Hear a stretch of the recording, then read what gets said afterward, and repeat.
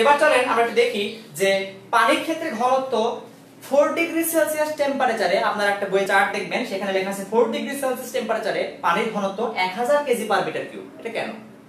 কারণ হচ্ছে এটা খুবই ইন্টারেস্টিং একটা বিষয়। 1000 হওয়ার পিছনে গল্প হচ্ছে, আমরা যদি একটা সংখ্যা রেখা দেখাই, সংখ্যা রেখা আমরা ধরে নিলাম এখানে হচ্ছে 4 ডিগ্রি সেলসিয়াস, আমরা একটু উপরে দিই মানগুলো, 4 ডিগ্রি সেলসিয়াস, তাহলে এখানে 5 ডিগ্রি সেলসিয়াস হওয়ার কথা, এখানে 6 ডিগ্রি সেলসিয়াস হওয়ার কথা, এখানে 7 ডিগ্রি সেলসিয়াস ধরে নিলাম। তার নিচের দিকে যদি মান চিন্তা করি, এটা হচ্ছে 3 ডিগ্রি সেলসিয়াস, এটা হবে হচ্ছে 2 ডিগ্রি সেলসিয়াস, এখানে হচ্ছে 1 ডিগ্রি সেলসিয়াস, আর এটা হচ্ছে 0 ডিগ্রি সেলসিয়াস, এবং তার নিচে এদিকে হচ্ছে মাইনাসের মানগুলো আছে, তাহলে মাইনাস এদিকে আর কি মাইনাস ডিগ্রি সেলসিয়াসের মানগুলো। তাহলে খেয়াল করে দেখেন যে আমরা এই বরাবর মান পাচ্ছি 1000 কেজি পার মিটার কিউব। এবং আমি আরেকটা বিষয় জানিয়ে রাখতে চাই যে পানির ক্ষেত্রে এটা কিন্তু সর্বোচ্চ ঘনত্ব, এই ঘনত্বের মানটা কিন্তু সর্বোচ্চ। তার মানে এখানে রো কি? ম্যাক্সিমাম। রো ম্যাক্সিমাম যদি এখানে হয় তাহলে এইদিকে গেলে কি হওয়ার কথা? কমার কথা। এদিকে গেলে কি হওয়ার কথা? কমার কথা। তার মানে এইদিকে যত যাবেন, তার মানে এইদিকে যাওয়া মানে কি? এইদিকে যাওয়া মানে টেম্পারেচার দেখেন বাড়তেছে, তাহলে টেম্পারেচার বেড়ে যাচ্ছে, টি মিন টেম্পারেচার বাড়তেছে, আর এদিকে দেখলাম ঘনত্ব সর্বোচ্চ, তাহলে এদিকে গেলে ঘনত্ব আস্তে আস্তে কি হবে? কমবে। তাহলে এখানে ঘনত্বের মানটা আস্তে আস্তে ফল করতেছে, কমতেছে। এদিকে যান, এদিকে গেলে দেখতে পাচ্ছেন টেম্পারেচার আস্তে আস্তে কমতেছে, তাহলে আমি লিখবো টেম্পারেচার কমতেছে। তাহলে সেই ক্ষেত্রে এইদিকে গেলে ঘনত্ব, যেহেতু এদিকে এখানে সর্বোচ্চ, তাহলে এদিকে গেলে ঘনত্ব কি হওয়ার কথা? অবশ্যই কমার কথা। তাহলে সেই ক্ষেত্রে ঘনত্ব এখান থেকে কমবে। তাহলে এই জায়গায় সর্বোচ্চ ঘনত্ব, এদিকে গেলে ঘনত্ব কমে, দেখতে পাচ্ছি টেম্পারেচার কমে যাচ্ছে, এখানেও টেম্পারেচার বেড়ে যাচ্ছে এবং ঘনত্ব আস্তে আস্তে কমে যাচ্ছে। এইটুকু বুঝতে পারছেন কিনা দেখেন। তারপর আমি আস্তে আস্তে ব্যাপারটাকে একটু এক্সপ্লেইন করি। এবার একটু খেয়াল করেন, ঘনত্বের সাথে একটু আগে যে ইকুয়েশন লিখছিলাম যে rho is equal to m divided by কি, ভি, এটা আমাদের ছিল ঘনত্ব সমান সমান ভর বাই আয়তন, এটা হচ্ছে ঘনত্বের ইকুয়েশন। এখানে যদি আমি যে ঘনত্বের ক্ষেত্রে আমি যদি চিন্তা করে নেই যে ভরটা কনস্ট্যান্ট, m যদি কনস্ট্যান্ট হয় তাহলে কি করতে হবে? m যদি কনস্ট্যান্ট হয় তাহলে আমি কি লিখতে পারি? Rho is proportional to 1 divided V, যেখানে কি m কনস্ট্যান্ট। তো m যদি কনস্ট্যান্ট হয় তাহলে সেই ক্ষেত্রে ইকুয়েশন কি দাঁড়াচ্ছে? আয়তন যত বাড়বে ঘনত্ব তত কমবে, আর ঘনত্ব যত কমবে আয়তন তত বাড়বে। তো এখানে ঘনত্ব কি হচ্ছে? এখানে ঘনত্ব কমতেছে, তাহলে আয়তন কি হবে? অবশ্যই বাড়বে। তাহলে এখানে ভি উপর দিকে উঠতেছে। আবার এদিকে যান, ঘনত্ব কমতেছে, ঘনত্ব কমা মানে কি? আয়তন বাড়া, তাহলে সেই ক্ষেত্রে আয়তন এখানে কি হবে? বাড়তেছে। তো এবার একটু প্রত্যেকটা সিম্পল জিনিস বা জেনারেল যে জিনিসগুলো থাকে সেখানে একটু বলি যে কোনো সাধারণ বস্তুর ক্ষেত্রে তাপমাত্রা বাড়লে তার আয়তন আস্তে আস্তে বাড়তে থাকে। তো তাপমাত্রা বাড়লে আয়তন বাড়ে, আর আয়তন বাড়লে কি হবে? আয়তন বাড়লে ঘনত্ব কমবে। তারপরে প্রত্যেকটা বস্তুর ক্ষেত্রে তাপমাত্রা যত বাড়াবো সেই ক্ষেত্রে আয়তন আস্তে আস্তে বাড়বে এবং ঘনত্ব আস্তে আস্তে কমবে। কিন্তু পানির ক্ষেত্রে এই জায়গায় মানে 4 ডিগ্রি সেলসিয়াসের পর থেকে ঘটনা কিন্তু দেখে মিল আছে। কেননা প্রত্যেকটা জেনারেল বস্তুর জন্য কি বললাম যে তাপমাত্রা যত বাড়বে আয়তন তত বাড়বে, ঘনত্ব কমবে। এদিকে কিন্তু মিলতেছে।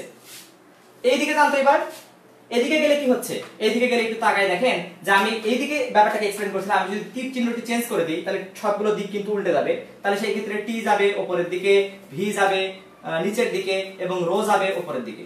তার মানে এইদিকে যত যাচ্ছি আমরা 0 ডিগ্রি সেলসিয়াস থেকে আমরা যত এদিকে যাচ্ছি সেই ক্ষেত্রে আমরা কি দেখতে পাচ্ছি? তাপমাত্রা বাড়তেছে, আয়তন কিন্তু কমে যাচ্ছে এবং সেই ক্ষেত্রে ঘনত্বের মান আস্তে আস্তে বাড়তেছে। বাড়তে বাড়তে বাড়তে বাড়তে এই সিচুয়েশনে এসে ঘনত্ব কিন্তু সর্বোচ্চ, তারপর থেকে আবার স্বাভাবিক ঘটনা হওয়া শুরু করবে, যেটা অন্যান্য বস্তুর ক্ষেত্রে হয়। তাহলে এই 0 ডিগ্রি সেলসিয়াস থেকে বা 0 ডিগ্রি কম যে তাপমাত্রা আছে সেখান থেকে শুরু করে 4 ডিগ্রি পর্যন্ত ঘটনা কিন্তু উল্টে যায়, বা ঘটনা কিন্তু অন্যান্য বস্তুর মতো সাধারণ হয় না, একটু ব্যতিক্রম ঘটনা ঘটে। এবং এটা ঘটার জন্যই শীত প্রধান দেশে যে নদীগুলো থাকে সেই নদীগুলোর মধ্যে কিন্তু মাছ বসবাস করতে পারে। খুব ইন্টারেস্টিং একটা বিষয়। তো এবার আমি একটু এক্সপ্লেইন করি যে শীত প্রধান দেশে নদীতে মাছ কিভাবে বেঁচে থাকে। তো খেয়াল করে দেখেন এই দিক থেকে যদি আমি চিন্তা করি তাহলে তাপমাত্রার ক্ষেত্রে ঘটনাটা কি ঘটতেছে। আমি একটু উল্টা করি, যেহেতু তীর চিহ্ন চেঞ্জ করেছি তাহলে দিক চেঞ্জ হয়ে যাবে। তাহলে সেই ক্ষেত্রে আমি লিখতে পারি টি নিচের দিকে, রো হচ্ছে উপরের দিকে, ভি হচ্ছে নিচের দিকে। তাহলে এই দিক থেকে যতই আমরা 4 ডিগ্রি সেলসিয়াস তাপমাত্রার দিকে যাচ্ছি তার মানে কি শীত প্রধান দেশে আস্তে আস্তে তাপমাত্রা ফল করে না, কমে না? তাহলে তাপমাত্রা কমতে কমতে কমতে কমতে এইভাবে আস্তে আস্তে কমতে, ধরুন 7 ডিগ্রি সেলসিয়াস আছে, সেখান থেকে 6 হচ্ছে, সেখান থেকে 5 হচ্ছে, কমতেছে, সেখান থেকে 4 ডিগ্রিতে আসতেছে। কিন্তু খেয়াল করে দেখেন কি ঘটনা ঘটবে, বাম থেকে ডান থেকে যদি বামে যাই আয়তন কিন্তু কমতেছে, মানে তাপমাত্রা কমতেছে। তাপমাত্রা কমে গেলে আয়তনও কমতেছে, আয়তন কমলে ঘনত্ব বাড়তেছে, এবং ঘনত্ব বাড়তে বাড়তে বাড়তে বাড়তে যেই মাত্র আমরা দেখতে পাচ্ছি এই যে সিচুয়েশনে চলে আসবে 4 ডিগ্রি সেলসিয়াসে, তখন কিন্তু ঘনত্বের মান সর্বোচ্চ। ঘনত্বের মান সর্বোচ্চ মানে কি? এই ঘনত্বের মান সর্বোচ্চ একটা ফিলিংস এখান থেকে নিতে হবে, সেই ফিলিংসটা একটু নেই, তারপরে আমি ব্যাপারটাকে বলি। এইটুকু মনে রাখেন যে রো, এই যে এখানে একটু তাকান, যেখানে আমরা জানি rho is equal to M divided V. V কে কনস্ট্যান্ট ধরলে কি হবে? ভি আর ইকুয়াল চিহ্ন উঠে যাবে, গিয়ে আমরা লিখতে পারবো rho is proportional to M. তাহলে ভর যত বাড়বে, মানে ঘনত্ব যত বাড়বে, ভরের মান তত বাড়বে, কারণ সমানুপাতিক সম্পর্ক।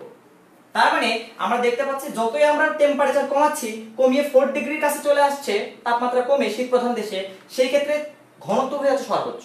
ঘনত্ব সর্বোচ্চ হওয়ার মানে হচ্ছে ভর সর্বোচ্চ, আর ভর যত বেড়ে যাবে সেই বস্তুর ক্ষেত্রে চাপের মান তত বেড়ে যাবে। চাপের মান, ভরের ক্ষেত্রে চাপের মান বাড়ার ইকুয়েশনটা পরে আসি। তো এখান থেকে ভর বাড়বে, এইটুকু ফিল করতে পারছেন কিনা? মানে ভারী হয়ে যাচ্ছে, যে ঘনত্ব যত বাড়বে সেই ক্ষেত্রে ভরের মান তত বেড়ে যাচ্ছে। এবং আমরা 4 ডিগ্রি সেলসিয়াস টেম্পারেচার যখন শীত প্রধান দেশে আসে, তার থেকেও যখন কমতে থাকে, এরকম একটা সিচুয়েশনে ঘনত্বের মান বেশি হওয়ার ফলে এটা যখন বরফ হয়ে যায়, আমরা দেখতে পাচ্ছি যে এখানে আস্তে আস্তে যখন এদিকে থাকবো, ঘনত্বের মান কিন্তু কমতে থাকবে। তার মানে এখানে যদি 1000 কেজি পার মিটার কিউব ঘনত্ব হয়, এটা যখন 0 ডিগ্রি থেকেও নেমে মাইনাস হয়ে যাবে, তখন সেটা বরফ। আর বরফের ঘনত্বের মান থাকে 920 কেজি পার মিটার কিউব। আর 920 কেজি পার মিটার মানে কি? ঘনত্ব কম। তাহলে এই যে শীত প্রধান দেশে যখন মাইনাস টেম্পারেচারে চলে গেল, তখন এই দিকে যে পানিগুলো ছিল সেই পানিগুলো তলায় পানিই আছে, আর উপরে বরফগুলো উপরে ভেসে উঠবে। কারণ কি? ঘনত্ব এখানে কম। আর ঘনত্ব যত কমে যাবে সেই ক্ষেত্রে ওই বস্তু তত কি হয়ে যাচ্ছে? ঘনত্ব কমে যাওয়া মানে ভর কমে যাওয়া, মানে ভারী কমে যাওয়া। আর ভারী কমে গেলে সে হালকা হয়ে যাবে। এজন্য বরফগুলো পানিতে ভেসে ওঠে আর পানিগুলো পানির জায়গায় থেকে যায়। এজন্য বরফের নিচ দিয়ে সমুদ্রের নদীর মধ্য দিয়ে সুন্দরভাবে এই শীত প্রধান দেশে মাছগুলো বেঁচে থাকে। তো এই হচ্ছে শীত প্রধান দেশের নদীগুলোতে মাছ বেঁচে থাকার গল্প। এবার দেখেন, আমি যদি বলি ঘনত্ব, আচ্ছা ঘনত্ব বেশি হলে ভর বাড়ে, এই জিনিসটা এক্সপ্লেইন করেছি। তো এবার আমি সেকেন্ড টপিক যেটা আছে সম আয়তন পানি এবং মধুর গল্প যদি বলি, যে এখানে সম আয়তন পানি, আয়তন যদি সেম হয়, মানে আয়তন কনস্ট্যান্ট যদি হয়, তাহলে সেই ক্ষেত্রে পানি আর মধুর গল্পের ক্ষেত্রে ঘটনা হচ্ছে, ধরে নেন একটা পাত্র নিলেন, একটু ক্লিয়ার করে লিখি। এখানে কিন্তু ভি কনস্ট্যান্ট, এটা একটা পাত্র, এটা আপনার আরেকটা পাত্র, দেখতে একটু একরকম দেই। এখানে ভি সেম, এখানে ভি যায়, এখানেও ভি তাই, মানে এই পাত্রের আয়তন যায়, এই পাত্রের আয়তন তাই। এবার এটা কানায় কানায় পূর্ণ করলেন পানি দিয়ে, এটা পানি, আর এটাতে কানায় কানায় পূর্ণ করলেন মধু দিয়ে। এখন যদি আপনাকে প্রশ্ন করা হয় যে কার ঘনত্ব বেশি, ভি কনস্ট্যান্ট, ভি কনস্ট্যান্ট, এই ক্ষেত্রে এটা পানি আর এই ক্ষেত্রে এটা মধু, ঘন কে বেশি? খেয়াল করে দেখেন, ঘন কিন্তু অলরেডি কে বেশি? মধু বেশি। মধু যদি ঘন বেশি হয় তাহলে ভারী কে? অবশ্যই আপনি বলবেন যে ঘনত্ব আর ভর হচ্ছে সমানুপাতিক, ঘনত্ব যত বেশি সেই ক্ষেত্রে ভর তত বেশি। তার মানে এই ক্ষেত্রে মধু কিন্তু একই আয়তনের বা সম আয়তনের পানির তুলনায় মধু কিন্তু ভারী। তো সেই জিনিসটাই বলতে চাচ্ছি যে সম আয়তন পানি এবং মধুর গল্পে আমি বলতে চাই যে মধুর ক্ষেত্রে ঘনত্বের মান বেশি, আর ঘনত্ব যত বেড়ে যায় সেই ক্ষেত্রে ভরের মান তত বেশি। তার মানে আমি বলতে পারি সম আয়তন পানির তুলনায় মধুর ভর কিন্তু বেশি। কেন বেশি? তার ক্ষেত্রে ঘনত্বের মানটা বেশি বলে। আশা করি এই ব্যাপারটা বুঝতে পেরেছেন। তো এবার আমরা নেক্সট টপিকের দিকে যাই। নেক্সট টপিক হচ্ছে ভালো ডিম ডুবে যায় কিন্তু পচা ডিম ভাসে কেন? তো ভালো ডিম ডুবে যায় কিন্তু পচা ডিম ভাসার গল্প হচ্ছে এখান থেকেই বলা যায়। তো খেয়াল করে দেখেন, এখানে ঘনত্বের গল্প, কারণ আমরা একটু আগে দেখালাম যে ঘনত্ব ইজ প্রপোর্শনাল টু m, মানে ভরের সাথে, এবং সেই ক্ষেত্রে আমরা বলতে পারি ভি কনস্ট্যান্ট। তাহলে ধরে নেন দুটো ডিম নিলেন, পাত্রের মধ্যে দিলেন, একটা হচ্ছে ভালো আর একটা হচ্ছে খারাপ।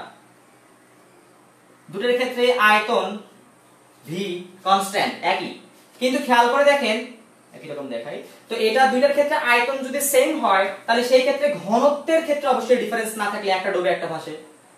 ভালো ডিম ডুবে যায় তার মানে কি? অবশ্যই কিন্তু এই ক্ষেত্রে ঘনত্বের মান বেশি ছিল, কেননা ভারী হওয়ার ফলে তো ডুবছে, ভারী হওয়ার ফলে তো ডুবছে। তো এটা যদি ভারী হয় ডুবে যায়, ভালো ডিম ডুবে যাচ্ছে, কারণ হচ্ছে ভালো ডিমের ক্ষেত্রে ভারী বেশি, আর হালকা ডিম ভেসে আছে, তার মানে খারাপ ডিমের ক্ষেত্রে ভারী কম, এজন্য হালকা উপরের দিকে ওঠে। তার মানে আমি বলতে পারি যে ভালো ডিম বেশি ভারী, এজন্য এটা ঘনত্ব বেশি। আর পচা ডিমের ক্ষেত্রে বা খারাপ ডিমের ক্ষেত্রে ভরের মানটা কম, মানে হালকা, তার মানে ঘনত্বের মানটা কি হালকা। তো আশা করি এই ব্যাপারটা ফিল করতে পারছেন যে খারাপ ডিম কেন ভেসে থাকে এবং ভালো ডিম কেন ডুবে যায়। এই হচ্ছে এই ইকুয়েশনের মানে ব্যাপার স্যাপার আর কি। আশা করি ক্লিয়ার। তো এবার আমি পরের টপিকের দিকে যাই, যে সমভরের পানির তুলনায় বরফের আয়তন বেশি কেন। এটা এখান থেকে ফিল করা যায় যে সমভরের পানির তুলনায় বরফের আয়তন বেশি কেন। এটা বুঝতে গেলে আবার সেই এর অপোজিট ইকুয়েশন যেটা ছিল, যে ইকুয়েশন যে P ρ m/c ছিল আমাদের V, ঘনত্ব সমান ভর বাই আয়তন।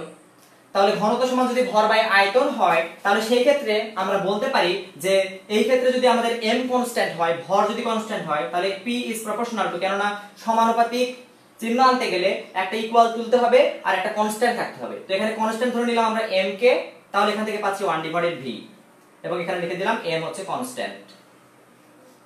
আশা করি বুঝতে পারছেন। তাহলে এই যে ইকুয়েশনটা আছে এখানে একটু ফলো করে দেখেন, যে আমি বলছি এখানে সমভরের, এই যে ভর কনস্ট্যান্ট মানে সমভর, পানির তুলনায় যদি পানির ক্ষেত্রে একটু চিন্তা করেন, পানির ক্ষেত্রে ঘনত্ব কত, 1000 kg/m3, আর মাইনাস টেম্পারেচারে গেলে মানে বরফ হয়ে গেলে তখন কিন্তু 920 kg/m3।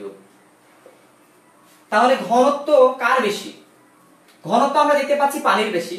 তো পানির ঘনত্ব বেশি মানে কি, পানির ঘনত্ব যদি বেশি হয় তাহলে আয়তন কি হবে, কম। তাহলে এই ক্ষেত্রে পানির আয়তন কমে যায়। আর ওই একই পরিমাণ পানি যখন কি হচ্ছে, বরফ হচ্ছে, তখন তার ঘনত্ব কমে যাচ্ছে। আর ঘনত্ব কমে যাওয়া মানে কি, ঘনত্ব কমে যাওয়া মানে হচ্ছে আয়তন বেড়ে যাওয়া, কেননা ব্যস্তানুপাতিক সম্পর্ক। আর আয়তন বেড়ে যাওয়া মানে কি, এজন্য আপনারা যখন ফ্রিজিং করবেন কোন বোতলকে, যদি আপনারা বোতলটা একদম পরিপূর্ণ ভরে তারপর ফ্রিজে রাখেন, খেয়াল করে দেখবেন এটা যখন বরফ হবে তখন হয় বোতল ফেটে গেছে, আর না হলে কর্ক অবস্থা খারাপ, মানে বোতলের ফাটা ফাটা অবস্থা হয়ে যাবে। তার মানে কি, মানে হচ্ছে একই পরিমাণ পানি থেকে আমরা যদি বরফ বানাই, তাহলে সেই ক্ষেত্রে বরফের আয়তনটা যায় বেড়ে। এই হচ্ছে তার রিজন, যে ঘনত্ব কমে সেই ক্ষেত্রে আয়তন বাড়ে। আশা করি এই জিনিসটা বুঝতে পারছেন।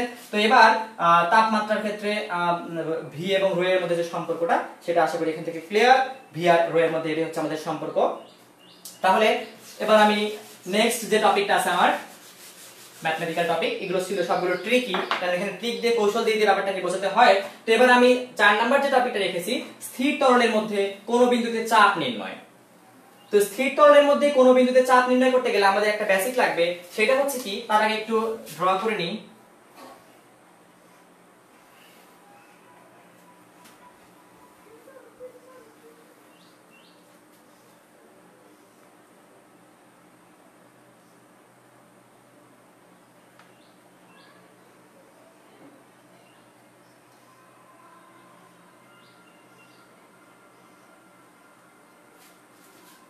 ধরে নেন এরকম একটা ত্রিমাত্রিক বস্তু বা আছে পাত্র।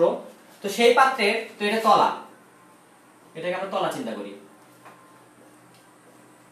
তো এই তলার মানে এই পাত্রের মধ্যে আমি পানি দিয়ে পূর্ণ করলাম অথবা বাতাস দিয়ে পূর্ণ করলাম, করার পর এই পাত্রের কোনো একটা বিন্দুতে আমি কি বের করতে যাচ্ছি, এই পাত্রের কোনো একটা বিন্দুতে আমি বের করতে যাচ্ছি হচ্ছে চাপের মান কত। কারণ এখানে প্রশ্নটা ছিল স্থির তরল, তরলটা স্থির, তরলের মধ্যে কোনো একটা বিন্দুতে আমি চাপ নির্ণয় করব। ধরে নেন আমি তলায় কোনো একটা বিন্দুতে চাপ নির্ণয় করব। তো এই তলায় চাপ নির্ণয় করা মানেই হচ্ছে আমি যদি এই পাত্রের পুরো এই যে তলটা আছে, মানে একটা তলা, এই তল বরাবর যে তলটা কল্পনা করতেছেন, এই তলার পুরোটার ক্ষেত্রে চাপের মান যা, ওই বিন্দুর জন্য চাপের মান তাই। এটা আমি একটু বোঝাতে চাই। সেটা হচ্ছে কি, এটার জন্য আমি এই পুরো তলাটাকে বা এই নিচের তলটাকে, সারফেস যেটা আছে সেইটাকে আমি কি করলাম, একটু আলাদা করে নিলাম। এবার একটু চিন্তা করেন, এই যে সারফেসটা বা তলটা আছে, এই তলটা একটু স্কয়ার ধরে নেন, তাহলে বুঝতে সুবিধা হবে। তাহলে এইটার ক্ষেত্রে আমি ধরে নিলাম যে টোটালটার জন্য বলের মান আছে, মানে এখান থেকে যে বলটা প্রয়োগ হচ্ছে এই তলার উপরে, কারণ চাপ তৈরি হতে গেলে অবশ্যই কিন্তু উপর থেকে বল প্রয়োগ করতে হবে এবং একক ক্ষেত্রফলের উপরে। এটা হচ্ছে ক্ষেত্রফল। তো এর এরিয়া দেয়া আছে ধরে নেন 8 মিটার স্কয়ার, আর বল দেয়া আছে এফ এর মানটা, এটা দেয়া আছে হচ্ছে 8 নিউটন। তো এই সারফেসটার উপরে উপর থেকে যদি বল প্রয়োগ হয় এবং 8 নিউটন বল প্রয়োগ হয়, তাহলে সেই ক্ষেত্রে তার এরিয়া যদি 8 মিটার স্কয়ার হয়, তাহলে আপনারাই বলেন তো P = F/A না? বল বাই ক্ষেত্রফল, চাপ সমান সমান বল বাই ক্ষেত্রফল। তাহলে এখান থেকে আমি 8 newton divided by 8 metre square, তো এখান থেকে আমি পাবো কি 1 প্যাসকেল। তার মানে এখান থেকে মান পাচ্ছি কত, আমি 1 প্যাসকেল বা 1 প্যাসকেল মান পাচ্ছি এই চাপের মানটা।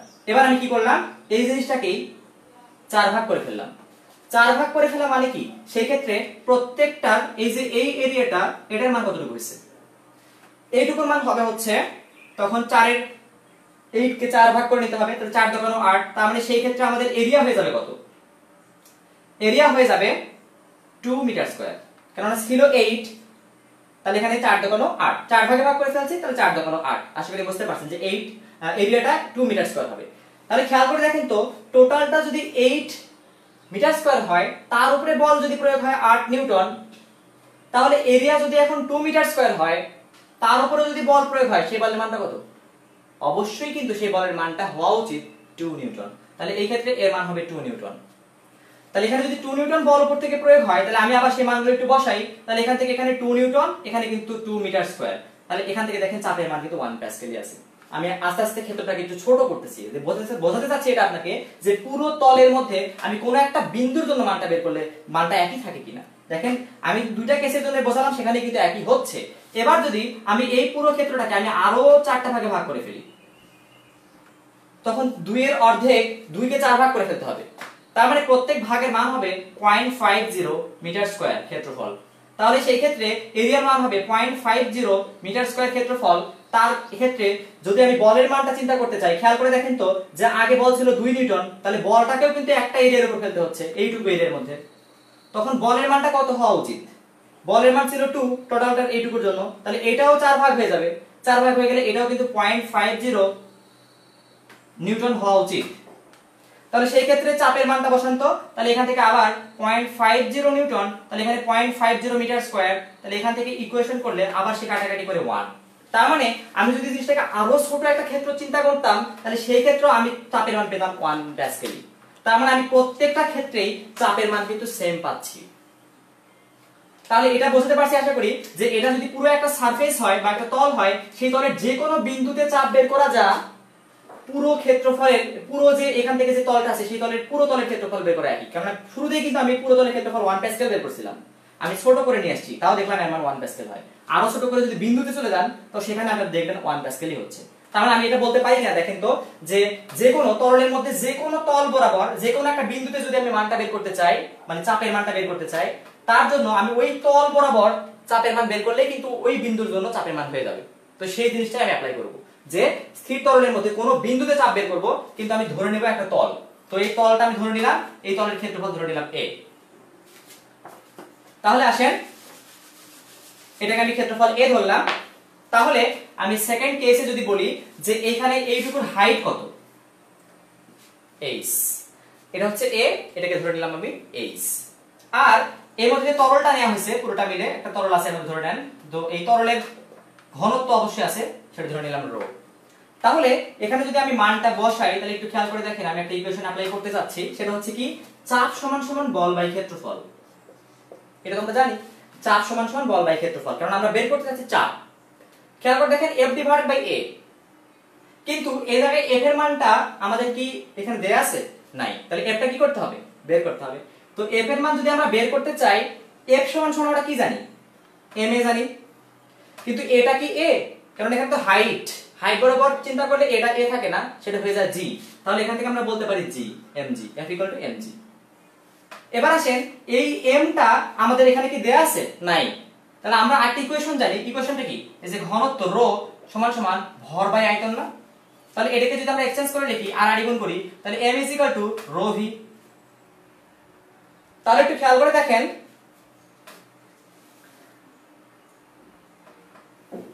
আচ্ছা একজন বলছেন যে আর্কিমিডিস বুঝি না, তো আর্কিমিডিসের সূত্র যেটা, আর্কিমিডিসের সূত্র আমি নিয়ে কথা বলবো, তো এখানে আমি অনেকগুলো টপিক, তো আজকে সময়ও অত অনেক অলরেডি অনেক টাইম চলে গেছে, তো আমি নেক্সট দিন টপিক আমি যখন পার্ট 2 করব এই পদার্থের অবস্থা এবং চাপের মধ্যে, তখন আমি অবশ্যই আর্কিমিডিসটাকে আনবো।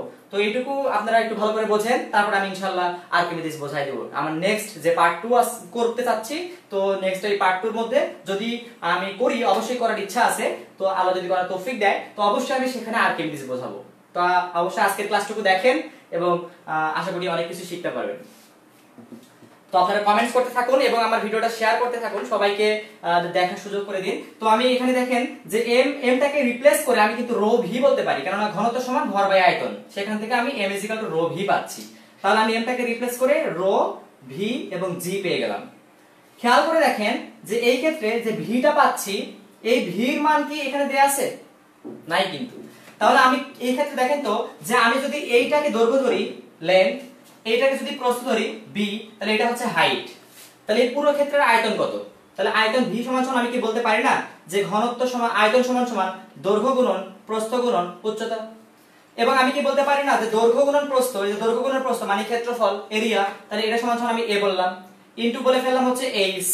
তাহলে এখানে ভি আয়তনের বদলে আমি কিন্তু এখন বলতে পারি এ এইচ, আমি সেটাই বলবো। তাহলে এখান থেকে রো এবং ভি এর বদলে এ এইচ বলে ফেললাম এবং হচ্ছে জি এর জায়গায় জি লিখে দিলাম। তাহলে F = rho A H G পেয়ে গেলাম। এখন F এর মানটা যদি আমি এখানে বসাই তাহলে কি হবে দেখেন তো যে F P সরি, তাহলে F এর মানটা পাইছি হচ্ছে rho A H G divided by আমি পাচ্ছি এ। তাহলে চাপের মানটা কত হচ্ছে এ এ কাটা, তাহলে এখান থেকে থাকবে রো এইচ জি। এটাকে যদি আমি একটু সোজা করে লিখি তাহলে এইচ রো জি, মনে পড়ে কিনা দেখেন তো যে এটাই হচ্ছে আপনাদের বইয়ের সেই ইকুয়েশন, যেটা দিয়ে কিন্তু অনেক অঙ্ক হবে এবং এখান থেকে অনেক কিছু ফিল করার আছে। যে চাপ সমান সমান আমি পাচ্ছি এইচ রো জি। এর আগে আমাদের ইকুয়েশন ছিল চাপ সমান বল বাই ক্ষেত্রফল। তো দুটোই কিন্তু আপনাদের ম্যাথমেটিক্যাল ইকুয়েশন গ নাম্বার অঙ্ক আসলে বা ঘ নাম্বার অঙ্ক আসলে দিতে হবে যে এখানে যদি বলের মান দেয়া থাকে এবং এরিয়া দেয়া থাকে মানে ক্ষেত্রফল দেয়া থাকে, সেখান থেকে এখানে চাপ বের করতে পারবেন। আর যদি আপনার হাইট দেয়া থাকে এবং ঘনত্ব দেয়া থাকে এবং হচ্ছে ওই তরলের ক্ষেত্রে ঘনত্ব দেয়া থাকে এবং জির মান যদি দেয়া থাকে, অভিকর্ষ ত্বরণ জির মান তো মুখস্থই আছে, তো সেটাকে বসিয়ে দিয়ে আপনি চাইলে কিন্তু এখান থেকেও চাপ বের করতে পারবেন। তাহলে আমি এখান থেকে এই জিনিসটা থেকে অনেক কিছু ফিল করা যায়, একটু ছোট পরিসরে বলি, সময় যেহেতু অনেক হয়ে গেছে, লাইভটা অনেক সুন্দর হচ্ছে। তাহলে এখান থেকে P = আমি বলতে পারি এইচ রো জি, এখান থেকে পাচ্ছিলাম। তো এখানে একটু খেয়াল করেন ঘনত্ব, পানির ঘনত্ব কি চেঞ্জ হবে? যদি আমি এই পানির ক্ষেত্রে চিন্তা করি ঘনত্ব কিন্তু চেঞ্জ হবে না, জি তো ওই জায়গার জন্য কনস্ট্যান্ট, যদিও জি অন্যান্য জায়গার জন্য আলাদা হবে কিন্তু এই জায়গার জন্য জির মান কিন্তু কনস্ট্যান্ট। জি যদি কনস্ট্যান্ট হয়, রো যদি কনস্ট্যান্ট হয়, দুইটা কনস্ট্যান্ট তুলে দেন, সমান তুলে দেন, ইকুয়াল তুলে দেন, দিলে কি হবে একটা প্রপোর্শনাল চিহ্ন আসবে। তাহলে আমি বলতে পারি P is proportional to H।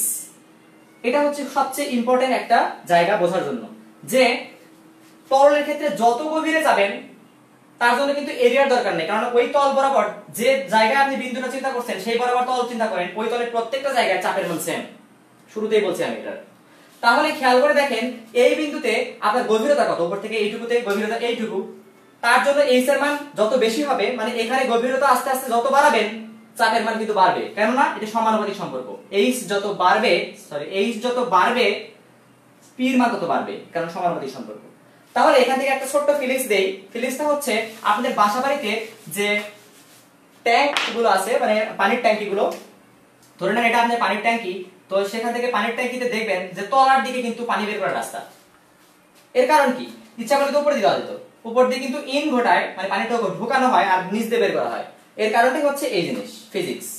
কেন দেখেন যে এই ক্ষেত্রে আমরা দেখতে পাচ্ছি যে নিচে ছিদ্র করলে সবচেয়ে গভীরতা বেশি হয়, গভীরতা যত বেশি হবে তাহলে সেই ক্ষেত্রে দেখতে পাচ্ছি গভীরতা এইচ এর মান যত বেশি হবে প্রেসার পি তত বেশি, চাপ বেশি হলে স্পিডে পানি বের হবে, আর স্পিডে পানি বের হলে পুরো বাসা বাড়িতে ছড়িয়ে পড়বে পানিটা। এটাই হচ্ছে কারণ। তাহলে এখান থেকে আশা করি ফিল করতে পারছেন যে আপনার বাসা বাড়িতে কেন ট্যাঙ্কির ক্ষেত্রে নিচে দেওয়া হয়। তার আমি যদি এখানে অনেকগুলো ছিদ্র করে প্রত্যেকটা ছিদ্র দিয়ে পানি বের করতে দিতাম তাহলে ঘটনাটা এরকম ঘটতো। দেখেন যে এই দিক দিয়ে পানিটা যেটা বের হতো সেটা এরকম ভাবে পড়তো, এটা যেটা বের হতো সেটা এখান থেকে এইভাবে পড়তো, আর এখান থেকে যেটা পড়তো সেটা এইভাবে পড়তো। তার মানে স্পিড কার বেশি? খেয়াল করে দেখুন স্পিড কিন্তু নিচেরটার বেশি, বা প্রেসারের কারণে কিন্তু। কারণ হচ্ছে এই ক্ষেত্রে গভীরতা সর্বোচ্চ আর এখানে প্রেসারের মান বেশি। এখান থেকে আরো ফিলিংস আছে যদি এটা আপনি সমুদ্র চিন্তা করেন, অথবা আমি আরেকটু সহজভাবে বললে আপনি যদি বায়ুমণ্ডল চিন্তা করেন, কারণ আমি বলছিলাম যে এখানে তরল বললেই শুধু হবে না, তরলের বদলে আপনি কিন্তু বাতাসও বলতে পারেন। তাহলে বাতাসের ক্ষেত্রে কি ঘটনা?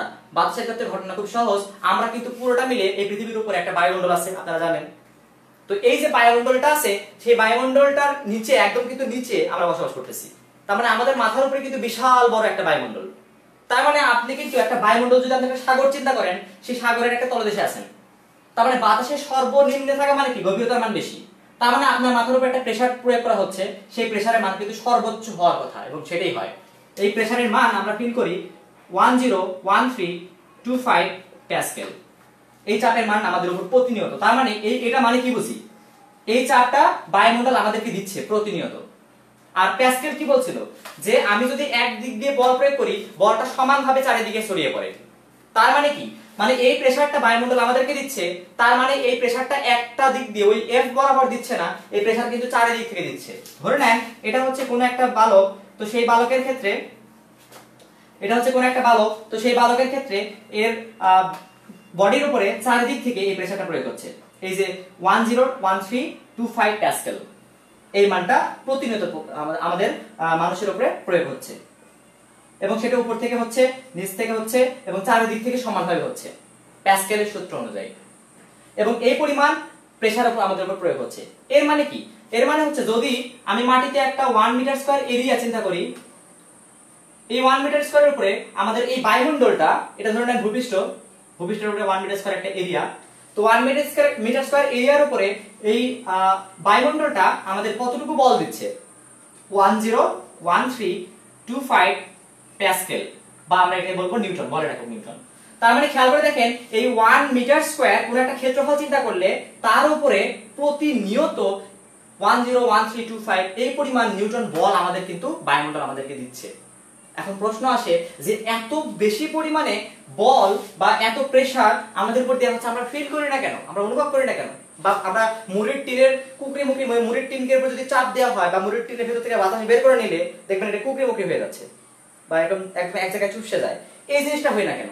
কারণ হচ্ছে আমাদের বডির ভিতরে কিন্তু কি আছে, ব্লাডের একটা চাপ আছে, রক্তের একটা চাপ আছে।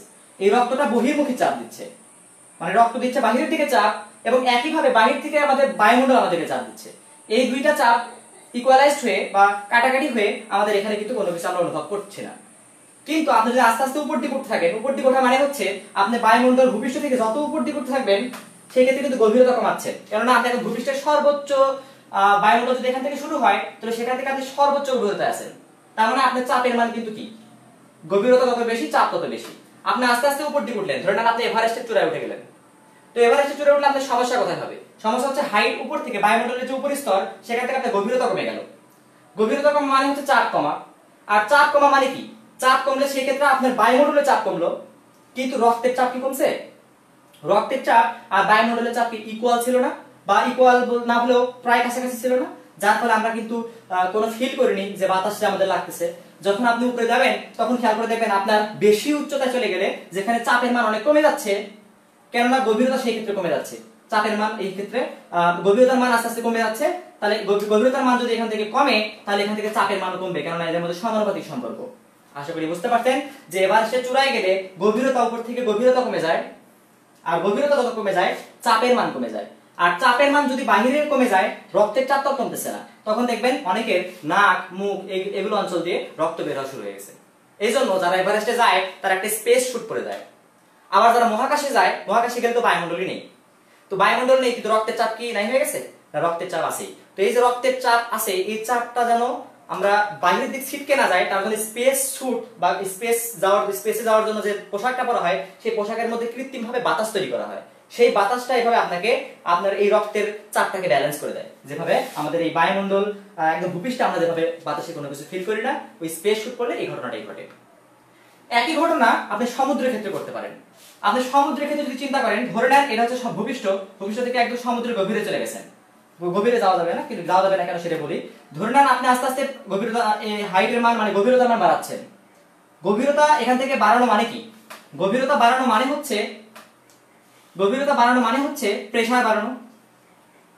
প্রেসার বাড়ানো মানে কি? যেমন সাবমেরিন নিয়ে, আমরা সাবমেরিন আপনারা চেনেন সবাই, তো সাবমেরিন যদি আমরা এভাবে চালাই তো সেই ক্ষেত্রে আমরা যদি আরো নিচ দিয়ে চালাতে চাই নিচ দিয়ে নিয়ে গেলাম, কিন্তু খেয়াল করে দেখেন তো যত গভীরে যাবেন আপনার উপর কিন্তু চাপ বাড়বে, আর বাতাস আপনাকে যে চাপ দিচ্ছে পানির ঘনত্ব বেশি হওয়ার ফলে বাতাসের তুলনায় পানির চাপ কিন্তু বেশি হবে, আরো অনেক বেশি হবে। এবং এভাবে আপনি যদি নিচে যেতে থাকেন খেয়াল করে দেখবেন আপনি যত নিচে যাবেন তাহলে সেই ক্ষেত্রে আপনার এই যে প্রেসারের মান এত বেড়ে যাবে যে একসময় আপনার সাবমেরিনের যে দেয়ালটা আছে, প্রাচীর আছে, একদম দুমড়ে মুচড়ে শেষ। তারপরে আপনি সেখানে নাই হয়ে যাবেন, নিশ্চিহ্ন হয়ে যাবেন। এই জন্য খেয়াল করে দেখেন পৃথিবীর সবচেয়ে গভীরতম জায়গা কোনটা?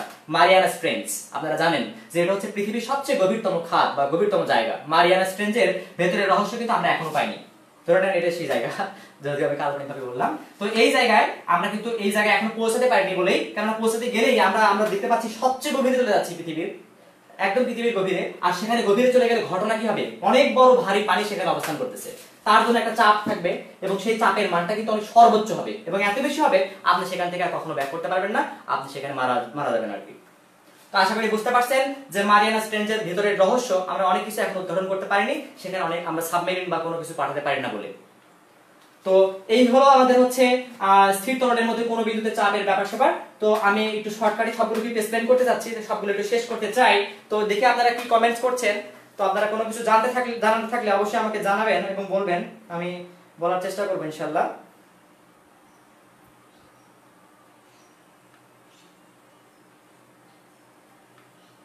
আচ্ছা, আপনারা কমেন্টস করতে থাকুন এবং শেয়ার করতে থাকুন। আমি ব্যাপারটাকে একটু শেষ করি, কারণ অনেক কিছু এখানে আছে। তো আমি সবগুলো টপিক একটু অল্প অল্প করে তুলে ধরতে চাই, যাতে স্টুডেন্ট গুলো বোঝে, কারণ করোনাকালীন সময় তারা অনেকটাই পিছিয়ে যাচ্ছে। তো এই জন্যই আমার লাইভ ক্লাস করা। তো সবাইকে দেখার একটু সুযোগ করে দিবেন এবং অবশ্যই শেয়ার করবেন ভিডিওটি, যারা সবাই এখান থেকে দেখতে পারে। তো আমি সময় স্বল্পতার জন্য একটু দ্রুত বলে যাচ্ছি, যদি বুঝতে অসুবিধা হয় আমাকে একটু কমেন্টসে জানাবেন।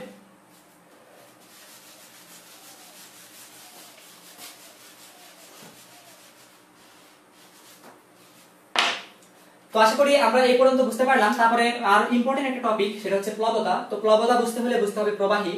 প্রবাহী হচ্ছে তারাই যারা প্রবাহিত হতে পারে। এখন বলেন তো কারা প্রবাহিত হতে পারে? বাতাস প্রবাহিত হয়, বাতাস একটা অবশ্যই কি প্রবাহী। আবার যদি বলি পানি, পানি প্রবাহিত হয় না? নদীর স্রোত প্রবাহিত হয় বহমান।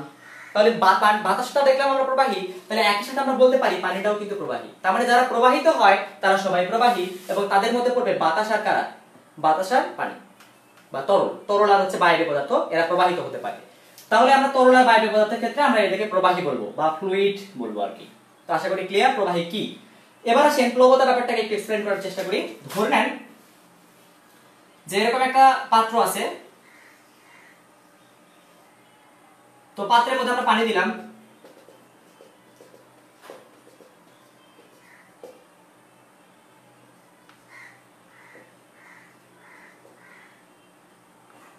তার মধ্যে আমরা একটা সিলিন্ডারের মতো বস্তু নিলাম, একটা সিলিন্ড্রিকাল আকৃতির বস্তু। এটাকে আপনি যে সিলিন্ড্রিকাল বস্তুই নেবেন তা মানে নাই, আপনি যে কোনো আকারের বস্তু নিয়েই ব্যাপারটাকে বুঝতে পারবেন। আমি লাস্টে গিয়ে বলবো জিনিসটা কিভাবে। তো আমরা মানে বোঝার সুবিধার থেকে সিলিন্ড্রিকাল শেপের কোনো বস্তু নিয়ে নিলাম। তো এরকম সিলিন্ড্রিকাল বস্তু যদি এর মধ্যে রাখেন বা এই জিনিসটা যদি রাখেন, তাহলে সেক্ষেত্রে কি ঘটনা হতে পারে সেটা বলবো। তার আগে একটা জিনিস ফিল করে আসি প্লবতা কি। ধরে নেন আপনি এক বালতি পানি নিয়ে যাচ্ছেন, প্রচন্ড ভারী হবে কিনা? অবশ্যই ভারী হবে। এবার সেই পানিটা বাতাস থেকে আপনি নিয়ে গেলেন হচ্ছে পানিতে। খেয়াল করে দেখেন তো আপনার লোড কি ওই আগের মতোই ভারী থাকবে না লোড কমবে? অবশ্যই লোড কমবে বা ভারটা কমে যাবে। এই কমার কারণ কি? কখন কমছে? নিচ থেকে কেউ একজন মনে হয় আপনার বালতিটাকে উপর দিক তুলে ধরছে, এরকম ব্যাপার সেপার না? তাহলে নিচ থেকে যে উপর দিকে এই যে তুলে ধরলো, এই তুলে ধরা মানে হচ্ছে নিচ থেকে উপর দিকে একটা বল প্রয়োগ হওয়া, এবং সেই বলের কারণেই কিন্তু আপনি নিজের যে বালতির ওজন ছিল সেই ওজন কিছুটা কমে গেছে। তাহলে নিচ থেকে তো বল প্রয়োগ হচ্ছে, সেই বল এবং উপর থেকে একটা বল প্রয়োগ হচ্ছে, কারণ উপর থেকে বল প্রয়োগ হচ্ছে পানির ক্ষেত্রে ওজন, আর নিচ থেকে বল প্রয়োগ হচ্ছে কেউ একজন ধরে তুলে ধরছে উপর দিকে। তাহলে এই দুটার মাইনাস ইকুয়েশন, মানে আমি যদি এভাবে বলি, ধরে নেন এই যে এই সিচুয়েশনটার ক্ষেত্রে একটা সিলিন্ড্রিক্যাল বস্তু আপনি পানির মধ্যে দিলেন, তাহলে এর ওজনের জন্য বা এর উপরে যে পানির লেয়ার আছে, পানির স্তর আছে, তার একটা ভার আছে, সেই ভরের জন্য সে নিচের দিকে কিন্তু একটা বল প্রয়োগ করবে। সেই বলটাকে ধরে নিলাম F1, আর নিচের পানি টোটাল এইটুকুকে ধরে থাকবে নিচ থেকে, এবং সেই বলটাকে ধরে নিলাম F2। তাহলে নিচ থেকে যেটুকু ধরে আছে আর উপর থেকে যেটুকু ধরে আছে, সেই ক্ষেত্রে এই জিনিসটা উপরে ভাসবে কখন বলেন তো? যখন এই F2 বড় হবে, এবং সেখান থেকে এটা বাদ দিলে একটা লব্ধি বল পাওয়া যাবে না? কেননা বিয়োগফল থেকে তো লব্ধি পাওয়া যায়, লব্ধি মানে লাভ করা। ধরেন আপনি বাজারে 500 টাকা নিয়ে গেছেন, সেখান থেকে 300 টাকা বিক্রি বা খরচ করে ফেলছেন, তাহলে থাকবে কয় টাকা? আছে কয় টাকা? সেটা কিভাবে বের করবেন? 500 থেকে 300 বাদ দিয়ে। তাহলে সেরকম ব্যাপার স্যাপার যে নিচ থেকে কেউ একজন ধরে আছে, সেটা যদি বেশি না হয় তাহলে তো এই জিনিসটা উপর দিকে ভাসবে না। আমি চাচ্ছি এটাকে ধরে থাকা উপরে, তাহলে নিচের বলটার মান বেশি, F2 এর মান বেশি, আর F1 এর মান কিন্তু তুলনামূলক কি উপর থেকে কম। তার মানে আমি যদি বলি F2 F1, এই যে মানটা পাওয়া যাবে মানে Fr, এটা নতুন একটা বল পাওয়া গেল যে রেজাল্টেন্ট বল, এই রেজাল্টেন্ট বলের মানটাকে বলা হয় প্লবতা। আর যে উদাহরণ বললাম তাতে কিভাবে বলা যাবে, এই যে আপনার ওজন কমে গেছে, হারিয়ে গেছে, কেননা আপনি প্রথমে বালতি বাতাসে ধরেছিলেন, সেখান থেকে পানিতে দিলেন, পানিতে দেওয়ার পর নিচ থেকে কিছু একটা ধরে আছে, এই কিছু একটা ধরে থাকাটা হচ্ছে এই লব্ধি বল। আর আপনার ওজন যে হারিয়ে গেল, এই ওজন হারিয়ে যাওয়া, এই দুটো জিনিস কিন্তু সেম, কারণ আপনার ওজন ততটুকুই হারাইছে যতটুকু লব্ধি বল উপর দিকে কাজ করছে। তার মানে এই যে উপর দিকে লব্ধি বল যেটা কাজ করলো, সেই লব্ধি বলের মানটাকে আমরা বলবো প্লবতা, অথবা আপনার ওজন যতটুকু হারিয়ে গেছে সেই ওজনের মানটাকে আমরা বলবো প্লবতা। তাহলে আমরা চাইলে প্লবতাকে বলতে পারি F2, সরি এটা F2 হবে, F2 F1, F2 F1 এর যে লব্ধি সেটা, অথবা বস্তু যতটুকু ওজন হারিয়ে ফেলছে সেই হারানো ওজনটা। অথবা খেয়াল করে দেখেন আরেকভাবে বলা যায়, ধরে নেন একটা গ্লাস নিলেন, এই গ্লাসটা একদম পানিতে টুইটম্বুর করা আছে, এরকম চিন্তা করেন যে টুইটম্বুর করা আছে, আপনি কি করলেন, একটা ঢিল এর উপর দিয়ে দিলেন, ঢিল দেওয়ার ফলে এখান থেকে পানিটা উপচে পড়ে যাবে না, আপনি সেই পানিটাকে ধরলেন, ধরে যেটুকু পানি এখানে নিলেন পাওয়া গেল, বা এই যে পানিটা উপচে পড়ে গেল, সেই উপচে পড়ে যাওয়া পানির ওজন যা হবে ওই ঢিলটার হারানো ওজন তাই হবে। এবং ওই ঢিলটার হারানো ওজনটা খেয়াল করে দেখেন তো বালতির হারানো ওজনের মতো না, তার মানে সেটাই কিন্তু প্লবতা, একটু আগে বলে আসলাম। তাহলে এখান থেকেও বলা যায় যে ঢিলটা ততটুকুই ওজন হারাইছে যতটুকু পানি অপসারিত হয়ে এর মধ্যে পড়ছে, তার মানে এর ওজন যা, আপনার ওই বস্তুটার হারানো ওজন যা, এই প্লবতা কিন্তু সেটাই। তার মানে আমরা আলটিমেটলি এই জিনিসগুলোকে কি বলি, প্লবতা বলি। তো সোজা বাংলায় বললে এক কথায় যদি বলতে চাই যে এই যে লব্ধি বল মানে উপর থেকে পাওয়া বল, নিচ থেকে পাওয়া বল, তাদের বিয়োগফল, এটাকে বলা হয় প্লবতা। এবার একটু ইকুয়েশন দিয়ে জিনিসটাকে একটু বোঝানোর চেষ্টা করি। আমরা এর আগে কি পড়ে আসছি, P = H rho g। আবার আমরা P কে কি বলতে পারি, বল by F by A = H rho g। খেয়াল করে দেখেন তাহলে এখান থেকে এটাকে পার করে দেওয়া যায়, দিলে কি লেখা যায়, A H rho g। এবার এখানে কিছু কারসাজি করি, সেটা হচ্ছে কি, এই যে এটা তরলের উপরিতল আর এটা তরলের নিম্নতল, তো এই সিলিন্ড্রিক্যাল যে বস্তুটা আছে আমার, এই সিলিন্ডারের বস্তুটার এই বরাবর একটা তল আছে যেটা সিলিন্ডারের উপরিতল, এইটুকুকে যে ধরলাম, এইটুকুর মান আমি এখান থেকে এইটুকু পর্যন্ত, এদিকে ধরি তাহলে বুঝতে সুবিধা হবে আপনাদের, তো এখান থেকে এইটুকু ধরলাম আমি H2, মানে পানির উপরিতল থেকে সিলিন্ডারের তলদেশ পর্যন্ত যতটুকু আমাদের এখানে জায়গা আছে বা হাইট আছে সেটাকে আমরা H2 ধরলাম। আর এই যে এইটুকু যেটা আছে ছোট্ট একটা জায়গা, মানে সিলিন্ডারের উপরিতল থেকে একদম পানির উপরিতল পর্যন্ত সেইটুকু ধরে নিলাম আমি H1। তাহলে এবার আপনারা বলেন তো H2 থেকে H1 বাদ দিলে কি হবে, H2 থেকে H1 বাদ দিলে অবশ্যই এই যে এইটুকু পাওয়া যাবে, এবং সেটাকে আমি ধরে নিলাম H। তাহলে কিভাবে বলা যায়, H2 - H1 সমান H। তাহলে আমি H সমান বলতে পারি H2 মাইনাস হচ্ছে কি H1। এইটুকু রেখে দেন, তারপরে খেয়াল করে দেখেন যে আমি একটু আগে প্যাসকেল পড়া থেকে বলছিলাম যে উপর থেকে কোনো কিছু যদি বল প্রয়োগ করে, সেই বল কোনো অংশে না কমে তরলের মধ্যে যে বস্তু থাকবে তার মধ্যে, বা তরল হতে পারে অথবা সেটা বাতাস হতে পারে, প্রবাহীর মধ্যে সেটা চারিদিকে সমভাবে বল প্রয়োগ করে। তাহলে এখন প্রশ্ন আসতে পারে, আপনি প্লবতা বললেন ঊর্ধ্বমুখী বল, তাহলে এইদিকেও সমান পরিমাণ চাপ প্রয়োগ করার কথা প্যাসকেলের সূত্র অনুযায়ী, এদিকেও সমান পরিমাণে চাপ প্রয়োগ করার কথা, এদিকেও। তাহলে ঊর্ধ্বমুখী বল কই থেকে আসে, ঊর্ধ্বমুখী বল আসার কারণ হচ্ছে, আপনি একটু খেয়াল করে দেখেন এখানে কিন্তু আমরা যদি বুঝতে চাই জিনিসটাকে, আমরা এই ইকুয়েশন থেকে বুঝতে পারি চাইলে, সেই ইকুয়েশনটা হচ্ছে P = H rho g। এখান থেকে জিনিসটা ফিল করা যায় কিভাবে, এখানে P সমান আমরা জানি এখানে রো আর g কনস্ট্যান্ট, উঠে গিয়ে সমানুপাতিক আসবে, এখানে আবার H আসবে, তার মানে H যত বাড়বে P তত কি হবে, বাড়বে, সমানুপাতিক। তাহলে এখানে একটু খেয়াল করে দেখেন যে আপনি এইটুকুর ক্ষেত্রে H1 ধরলেন, এইটুকুর ক্ষেত্রে H1 ধরলেন, অথবা আমি একটু এই দিকে চিন্তা করাই তাহলে বুঝতে সুবিধা হবে। ধরে নেন এই সিলিন্ডারের উপরে এই দিকে একটা প্রেসার প্রয়োগ হচ্ছে, ঠিক এই বরাবর এখানে একটা প্রেসার প্রয়োগ হবে, এখানে এই বরাবর এই প্রেসার প্রয়োগ হবে।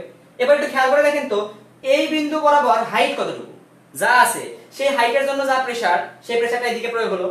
আবার ঠিক একই তল বরাবর না, এই যে একই তল বরাবর আরেকটা প্রেসার এদিক থেকে ক্রিয়েট হচ্ছে না, সৃষ্টি হচ্ছে না, তো এই প্রেসারটা, এই হাইট একই হওয়ার ফলে এখানে চাপের মান কি হবে, কারণ হাইট যদি সেম হয় দুটোর জন্য, চাপের মানও কিন্তু সেম হওয়ার কথা ইকুয়েশন অনুযায়ী। তাহলে এই বিন্দুতে চাপ আর এই বিন্দুতে চাপ দুটো বিপরীতমুখী এবং একই মানের চাপ, তার জন্য আমরা বলতে পারি যে এই চাপ আর এই চাপ কাটাকাটি হয়ে যায়। তার মানে এই সিলিন্ডারের উপরে এই দুই সাইড থেকে যে চাপগুলো হয় সবগুলো চাপ কিন্তু আলটিমেটলি কি হয়ে যাচ্ছে, নালিফাই হয়ে যাচ্ছে, মানে এখান থেকে এই চাপগুলো কোনো কাজ করতেছে না। এবার আসেন উপরের আর নিচের গল্পে বলি।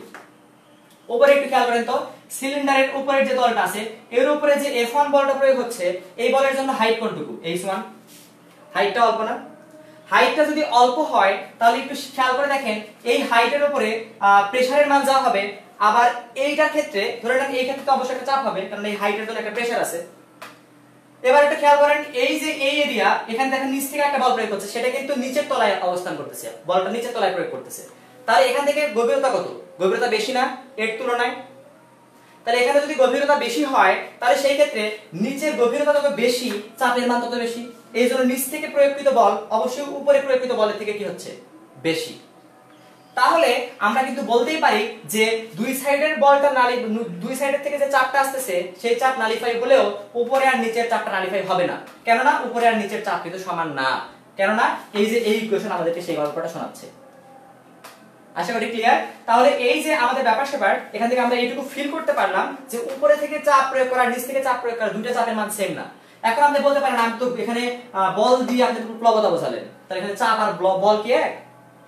অবশ্যই এক না, কিন্তু দেখেন এখান থেকে ব্যাপারটা এক, কারণ চাপ সমান সমান কিন্তু বল বাই ক্ষেত্রফল, এবং ক্ষেত্রফলটাকে সবসময় এক ধরে নিতে হয়, 1।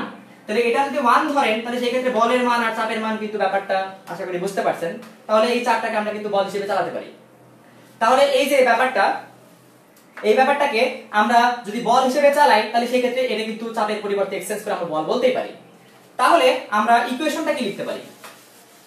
ইকুয়েশনটা এরকম লেখা যায় যে F2 এর মানটা কত, F2 এর মানটা আমরা যদি বের করতে চাই তাহলে সেই ক্ষেত্রে এই ইকুয়েশনে F2 চেঞ্জ হয়ে যাবে। F2 চেঞ্জ হয়ে গেলে এখানে ক্ষেত্রফল, খেয়াল করে দেখেন ক্ষেত্রফলের মানটা যদি আমরা চিন্তা করি, এই সিলিন্ডারের তলার ক্ষেত্রফল আর এই উপরের ক্ষেত্রফল, যেহেতু এর উপরেই এই চাপগুলো বলগুলো প্রয়োগ হচ্ছে, আমি বের করতে চাচ্ছি F2, তাহলে নিচের সিলিন্ডারের যা ক্ষেত্রফল উপরের সিলিন্ডারের ক্ষেত্রফল কিন্তু সেম, তার মানে দুটোই কিন্তু a, কিন্তু গভীরতা কি সেম?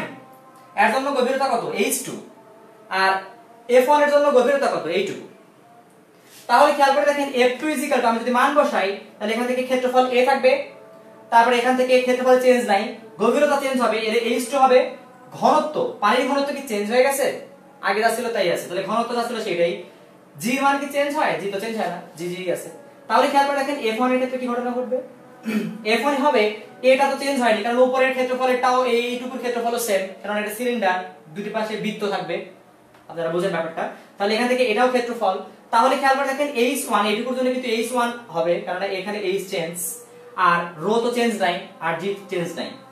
তাহলে আমরা এই লব্ধি বল বরাবর মানটা বসাই প্লবতা, তাহলে আমরা বের করতে পারি প্লবতা সমান, এখান থেকে আমরা লিখতে পারি Fr is equal to F2 minus F1।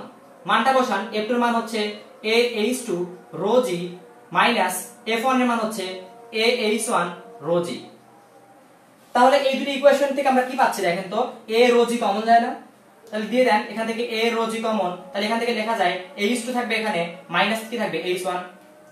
তাহলে খেয়াল করে দেখেন তো H2 H1 কিন্তু আমরা বুদ্ধি করে আগে বের করে রাখছিলাম। এই যে H2 H1 মানে কি, H না? তাহলে আমি বসাই যে A H rho g, তাহলে আমরা এই যে প্লবতার মানটা বলতে পারি A H rho g। আবার দেখেন এটাকে আমরা বলতে পারি, যেহেতু A H মানে কি, A H মানে হচ্ছে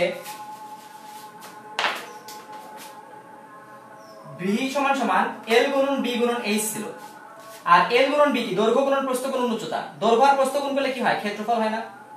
আর এখান থেকে একটা h থাকে না, তাহলে AH লেখা যায় না v এর বদলে, তাহলে এখানে তো AH ই আছে, তাহলে তার বদলে কি v লেখা যায়? যায়। তাহলে আমরা এখান থেকে v লিখে ফেললাম, তার মানে v rho g। আপনারা চাইলে এটাকে Fr বলতে পারেন। প্লবতা কিন্তু এক ধরনের বল, কারণ এখানে Fr আসছে, একক কিন্তু নিউটনে হবে। তাহলে খেয়াল করে দেখেন Fr এর মান আপনি এটাও বসাতে পারেন, কখন এই ইকুয়েশনে কাজ করবেন, তখনই যখন a দেয়া আছে, h দেয়া আছে, rho দেয়া আছে, g দেয়া আছে। আবার এই দুটিকে রিপ্লেস করে v বলতে পারেন, v rho g বলতে পারেন, তাহলে সেখান থেকে v আয়তনের মান দেয়া থাকতে হবে। এখন এটা কিসের আয়তন? অবশ্যই সিলিন্ডারের আয়তন। দেখেন আমি কিন্তু শুরুতে বলছিলাম যে এখানে সিলিন্ডার না নিয়ে অন্য কিছু নিলে হবে না, হ্যাঁ হবে। তাহলে সিলিন্ডারের আয়তন এখানে বসালে এখানে আয়তনের মান আসবে। যদি আপনি সিলিন্ডার না বসায় অন্যগুলো বসান তাহলে সেই ক্ষেত্রে আয়তনের মান কিন্তু চেঞ্জ, কারণ সিলিন্ডারের আয়তন একরকম হবে, আবার আয়তক্ষেত্রের ক্ষেত্রে আয়তন একরকম হবে, মানে ঘনকের ক্ষেত্রে আয়তন একরকম হবে, আবার আয়তাকার ঘনবস্তুর ক্ষেত্রে আয়তন একরকম হবে। মানে বেসিক্যালি আয়তনগুলো কিন্তু বিভিন্ন আকারের বস্তু নিলে চেঞ্জ হয়ে যাবে। তাহলে এখান থেকে আপনি আয়তন চেঞ্জ করে কিন্তু Fr এর মান বসিয়ে মানে আয়তনের মান বসিয়ে আর রোর মান তো জানাই থাকবে আর জির মান এখান থেকে জানা আছে মুখস্থ, তাহলে সেখান থেকে এফ এর মান কিন্তু বের করতে পারবেন। এফ মানে প্লবতা কিন্তু চাইলে বের করতে পারবেন। এবার আসেন তো এই প্লবতাকে আমরা কিন্তু আরেকভাবে লিখতে পারি। কিভাবে? এই যে ভি রো জি ব্যাপারটা আছে, এখানে ভি আর রো এটা কি চাইলে আমরা এভাবে বলতে পারি যে ঘনত্ব সমান সমান ভর বাই আয়তন না? আর আড়ি গুণ করেন তো তাহলে কি পাই? এম সমান সমান রো ভি।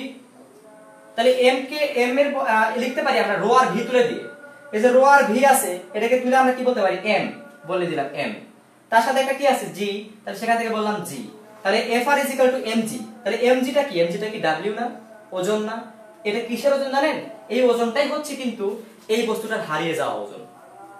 এই বস্তুটার হারিয়ে যাওয়া ওজন। এজন্য আমি এখানে লিখছি প্লবতার মান আমরা চাইলে লব্ধি থেকে বের করতে পারি অথবা বস্তুর নিমজ্জিত অংশ কর্তৃক যেটুকু ডুবানো হয়েছে তার অপসারিত পদার্থের ওজন থেকে বলতে পারি। তার মানে এই বস্তুর হারিয়ে যাওয়া ওজন যা, এই ওজনের মানটা কিন্তু সেইটাই, সেই mg টাই আসছে এখানে। অথবা আমরা বলতে পারি এখান থেকে যতটুকু পানি উপচে পড়ছিল না, ওই উপচে পড়া পানির ওজনটাও কিন্তু ওই mg হবে।